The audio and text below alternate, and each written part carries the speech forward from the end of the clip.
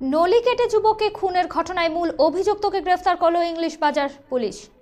ধৃতকে আজ 10 দিনের পুলিশি হেফাজতের আবেদনের মালদা জেলা আদালতে পেশ করা হয়েছে। উল্লেখ্য, গত 12 জানুয়ারি ইংরেজ বাজারের গয়েশপুর এলাকার মহানন্দা নদী থেকে এক যুবকের গলার নলিকাটা দেহ উদ্ধার হয়। মৃত যুবকের নাম সিন্টু রায়, বাড়ি পুরাতন মালদার মণ্ডলপাড়ায়।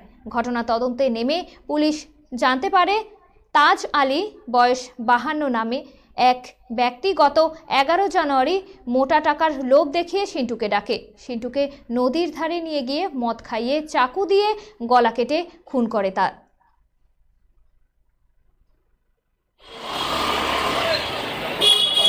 খেলাধুলা বাটি কয়দিন টিকবে, খেলাধুলা বাটি কয়দিন টিকবে।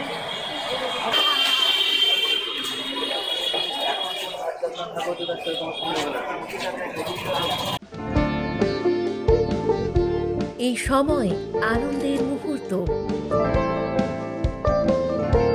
এই সময় জীবনকে আলোকিত করা, এই উৎসব আসল হাতের জাদুতে। এই সময় সমৃদ্ধিকে ঘরে আনা।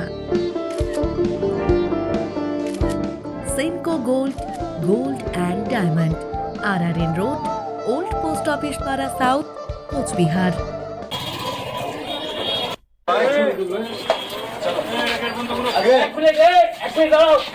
খুন কেন করেছিলে? খুন কেন করেছিলে? খুন কেন করেছিলে? খুন কেন করেছো? গলা কেটেছো কেন? সেন্টুর গলা কেটেছো কেন? লাইন ধর।